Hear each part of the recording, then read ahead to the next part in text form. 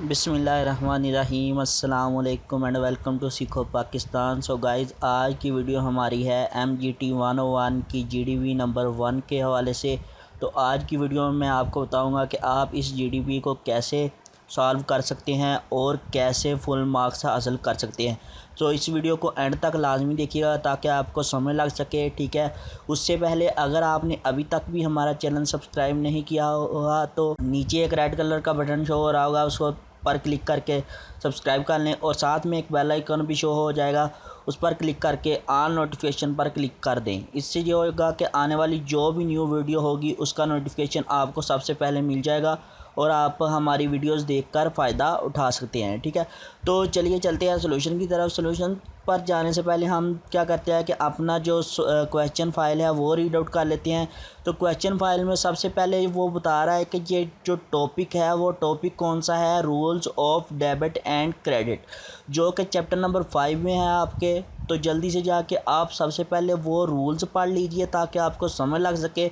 उसके बाद ये है कि GDP में उसने ये हमें कुछ 5 जो हैं वो केस दिए गए हुए हैं, ठीक है। उसके अलावा ये है कि हमें ये कहा गया है कि आपने इन केसेस के बारे में डिस्कस करना है कि ये इनकी नेचर कौन सी है और इन पर रूल कौन सा अप्लाई होता है, ठीक है। उसके अलावा ये है कि रिक्वायर्ड हमें नीचे बताया गया है तफसील के साथ कि you are required to mention the nature of given accounts. आपने इन अकाउंट्स की नेचर बतानी है कि ये डेबिट है या फिर क्रेडिट, ठीक है। उसके बाद क्या कहता है कि and the rules of debit and credit to be applied as per modern classification of accounts for all accounts mentioned against each transactions.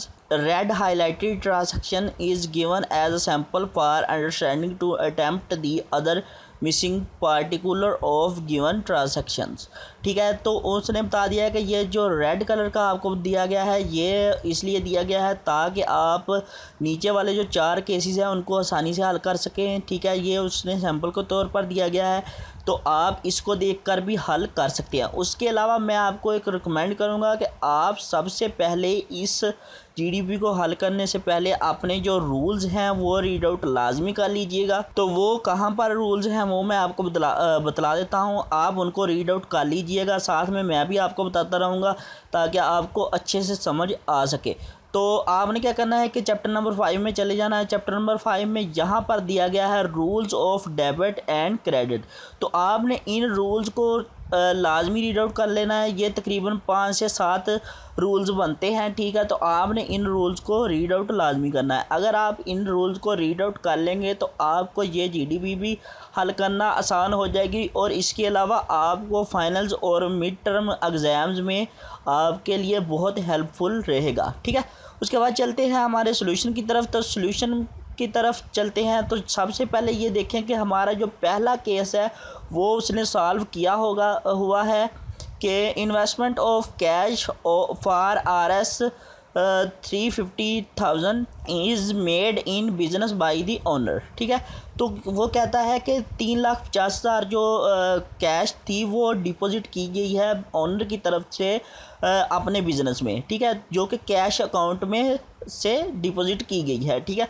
तो हम क्या कहेंगे कि यहाँ पर अगर वो डिपॉजिट कर रहा है तो इसका मतलब ये है कि उसके जो एसेट्स हैं वो इंक्रीज़ कर रहा है। एसेट्स इंक्रीज़ करने का मतलब ये है कि वो कोई ना कोई चीज़ ख़रीद रहा है, कोई ना कोई चीज़ में अपनी इन्वेस्टमेंट कर रहा है ताकि उसको फ्यूचर में फ़ायदा हो सके। तो इसका मतलब ये है कि इसकी नेचर क्या होगी, डेबिट, और इसके जो अप्लाइड रूल होगा वो होगा इंक्रीज़ इन एसेट्स, ठीक है। तो एसेट्स में ये इंक्रीज़ हो रहा है। उसके बाद ये है कि purchased goods of RS 6 lakh on account, ठीक है। तो इसमें वो क्या कह रहा है कि यहाँ पर हमने कुछ चीज़ें खरीदी हैं जो कि 6 लाख की बनती हैं, ठीक है।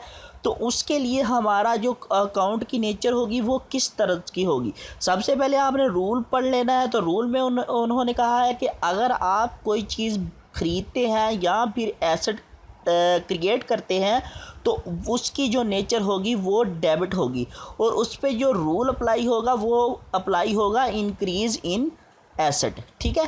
तो यहाँ पर आप रूल वो लाजमी पढ़िएगा। फिर से बता रहा हूँ, अगर आप रूल्स पढ़ेंगे तो ही आपको ये जीडीपी समझ आएगी।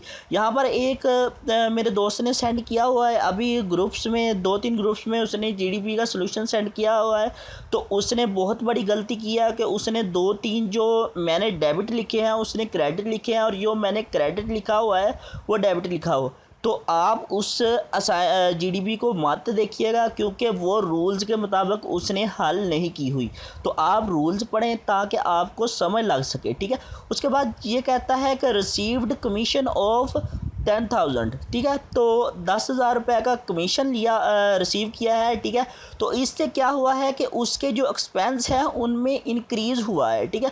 उसके जो एक्सपेंस है वो बड़े हैं। जब एक्सपेंस बढ़ते हैं तो हमारे रूल्स के मुताबिक क्या उसकी नेचर होती है, डेबिट होती है, ठीक है। उसके बाद तीसरा रूल क्या है कि sold goods of RS 2 lakh on credit base, ठीक है। तो हमने क्रेडिट बेस पर क्या किया है कि 2 लाख रुपए की सोल्ड की हैं गुड्स, ठीक है। गुड्स हमने क्या की हैं, सोल्ड, ठीक है। तो यहाँ पर हम क्या कर रहे हैं कि हमारी इनकम में इंक्रीज़ हुई है, ठीक है। तो हमारी इनकम में 2 लाख रुपए की इंक्रीज़ हुई है। तो यहाँ पर हम क्या कहेंगे कि ये हमारी इनकम क्रेडिट हुई है, ठीक है। तो क्रेडिट हुई इसलिए कहेंगे क्योंकि जब इंक्रीज़ इन एक्सपेंस होता है तो वो इंक्रीज़ इन इनकम के ऑपोजिट होता है, ठीक है। अगर हमारा दोनों में इंक्रीज़ होगा तो दोनों का जो नेचर होगी वो डिफरेंट होगी। अगर इंक्रीज़ इन एक्सपेंस होगा और दूसरे में इंक्रीज़ इन इनकम होगा तो दोनों की जो नेचर होगी वो डिफरेंट होगी, एक की डेबिट होगी और एक की क्रेडिट होगी, ठीक है। आप ये रूल लाजमी पढ़िएगा ताकि आपको आसानी से समझ लग सके, ठीक है। उसके बाद क्या कहता है कि goods return from customer for RS 15,000, तो इसका अकाउंट क्या है, सेल्स रिटर्न है, ठीक है। और ये अकाउंट हमने क्या इसकी नेचर लिखी है, डेबिट। तो यहाँ पर हमारे पास क्या आता है कि इंक्रीज़ इन एक्सपेंस हो रहा है, ठीक है, ठीक है। इंक्रीज़ इन एक्सपेंस इसलिए हो रहा है कि हमारे पास जो हमारी गुड्स थी वो वापस आई हैं, ठीक है, और हमने उनको ख़रीदा है, ठीक है। यहाँ पर हम ये भी लिख सकते हैं इंक्रीज़ इन एसेट, तो हम एसेट लिख देते हैं। एसेट लिखने से भी वही कुछ होता है, ठीक है। तो एसेट लिखने से भी आपकी गलत नहीं होगा, ठीक है। अगर आप एक्सपेंस लिख देंगे तो भी गलत नहीं होगा, अगर एसेट लिख देंगे तो भी गलत नहीं होगा।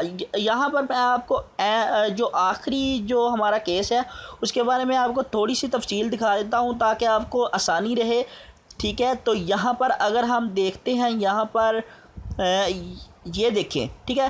तो ये दूसरा केस है हमारा, decrease in expenditure in credit. तो यहाँ पर देखें, if we return any item that we had purchased, तो यहाँ पर देखें कि अगर हम कोई चीज़ खरीदते हैं और उसको वापस करते हैं तो हमारा क्रेडिट होगा, और अगर हमने चीज़ बेची हुई खुद वापस ली है, ठीक है, यानी कि हमारे कस्टमर ने हमसे चीज़ खरीदी थी लेकिन वो चीज़ हमें वापस कर गया है, तो उसका क्या होगा, उसका आंसर उलट होगा, ठीक है। यानी कि उसको हम क्या कहेंगे, उसको कहेंगे डेबिट, और इंक्रीज़ इन क्या होगा, एक्सपेंडिचर होगा, ठीक है।